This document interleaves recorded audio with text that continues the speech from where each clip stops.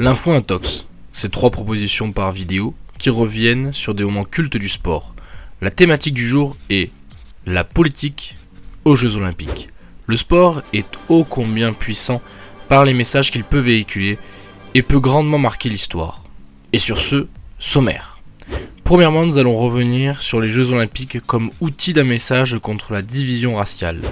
Ensuite, le désamour entre les Jeux Olympiques et le rideau de fer. Pour conclure, sur une avancée diplomatique via le sport. Première proposition.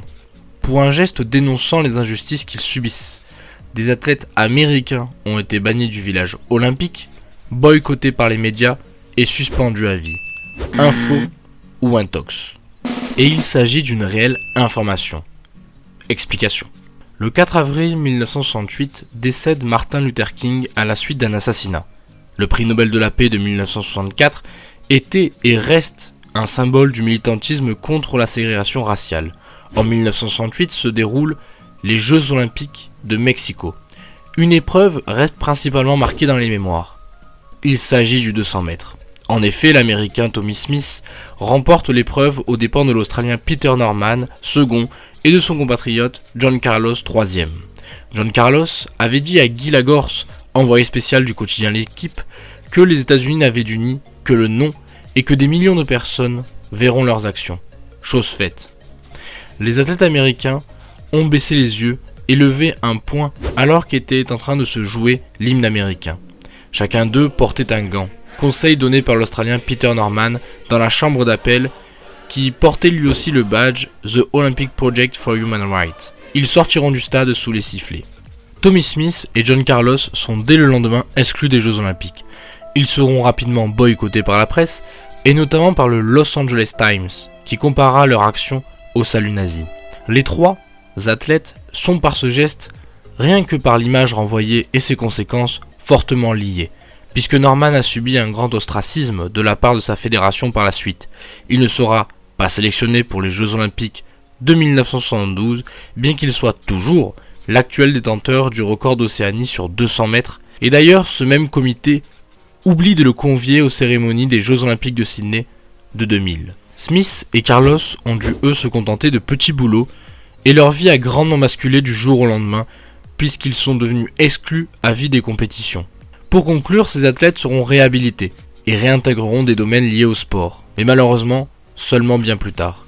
En 2014, Smith déclara « Je ne tournais pas le dos au drapeau, je lui faisais face, fier d'être un noir américain ». Peter Norman, quant à lui, obtiendra à titre posthume l'ordre du mérite pour sa contribution au monde du sport. Il s'agit donc d'une information. Allons sans plus attendre à la proposition 2. Peut-on faire un bras d'honneur en URSS à l'encontre du public soviétique aux Jeux Olympiques à cause d'un moustique? Info ou intox? Et il s'agit d'une intox, quoique partielle. En effet, faire un bras d'honneur aux soviétiques semble possible. À cause d'un moustique, pas sûr. Avant de regarder la vidéo, explication. Le contexte. En quelques mots, la guerre froide est une période allant de 1947 jusqu'en 1991. Il s'agit d'un conflit défini comme idéologique qui opposa principalement les grandes puissances soviétiques et états-uniennes. Rapidement, suite à la Seconde Guerre mondiale, les forces de Staline se sont avancées en Europe orientale et ont pris le contrôle de ces pays, comme en Pologne. Churchill, ancien Premier ministre britannique, parla à l'époque d'un rideau de fer.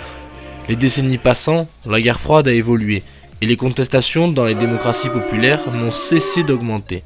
La Pologne correspond à cette image, et ce particulièrement à la suite d'une crise économique d'une grande ampleur, de laquelle elle n'arrive pas à s'en sortir à la fin des années 70.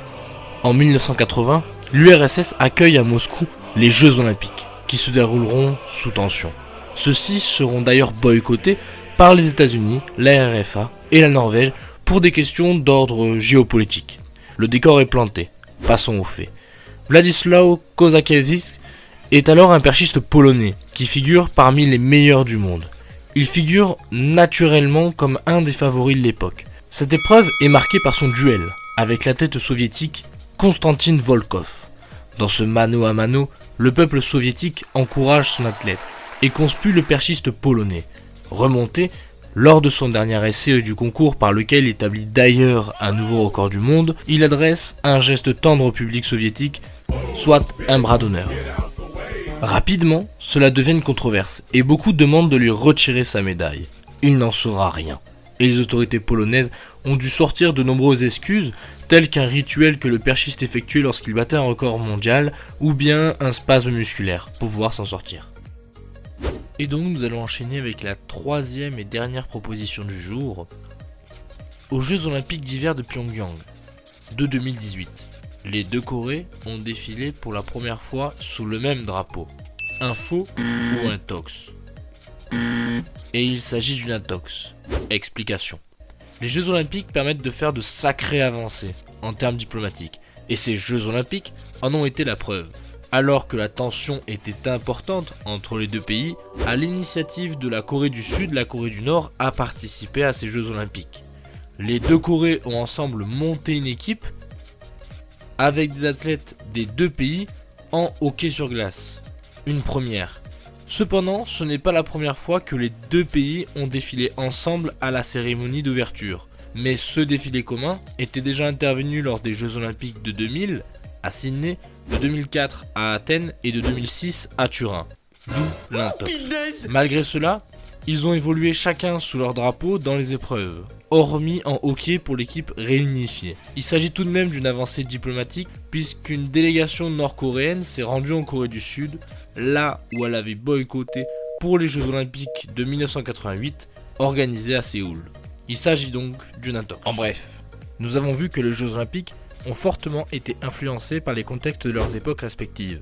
Ceux-ci ont permis la médiatisation d'éléments infra- et interétatiques. J'espère que cette vidéo vous aura plu et je vous donne rendez-vous la semaine prochaine pour une autre vidéo Info Intox qui portera sur des moments cultes liés en sport et diplomatie. En attendant, abonnez-vous.